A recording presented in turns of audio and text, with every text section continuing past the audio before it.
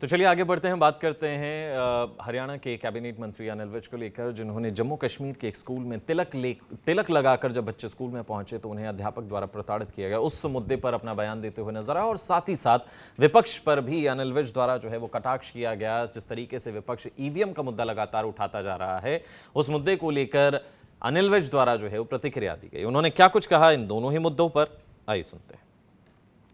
आदमी को हमारे देश का संविधान अपने धर्म की पालना करने की इजाज़त देता है,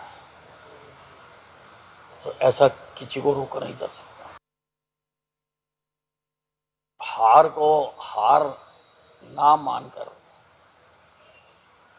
जो कि प्रजातंत्र में जनता के फैसले को स्वीकार करना होता है, अब ये बहाने बना रहे हैं। कोई कहता है मेरी शाही गिर गई थी, कोई कहता है मेरी कलम टूट गई थी इसलिए मैं पेपर नहीं दे सका।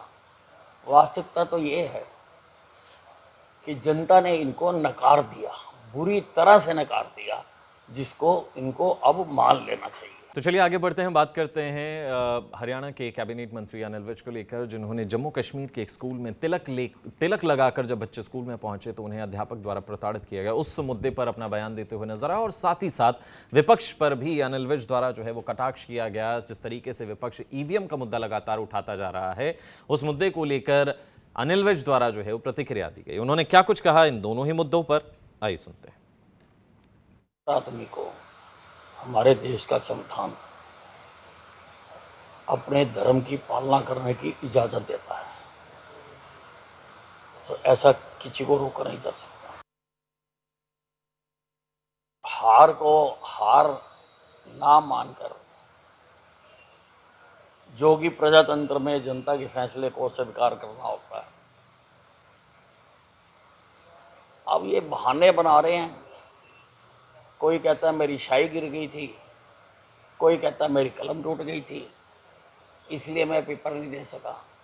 वास्तविकता तो ये है कि जनता ने इनको नकार दिया, बुरी तरह से नकार दिया, जिसको इनको अब मान लेना चाहिए। तो चलिए आगे बढ़ते हैं, बात करते हैं हरियाणा के कैबिनेट मंत्री अनिल विज को लेकर, जिन्होंने जम्मू कश्मीर के एक स्कूल में तिलक लगाकर जब बच्चे स्कूल में पहुंचे तो उन्हें अध्यापक द्वारा प्रताड़ित किया गया। उस मुद्दे पर अपना बयान देते हुए नजर आया और साथ ही साथ विपक्ष पर भी अनिल विज द्वारा जो है वो कटाक्ष किया गया। जिस तरीके से विपक्ष ईवीएम का मुद्दा लगातार उठाता जा रहा है, उस मुद्दे को लेकर अनिल विज द्वारा जो है वो प्रतिक्रिया दी गई। उन्होंने क्या कुछ कहा इन दोनों ही मुद्दों पर, आइए सुनते हैं।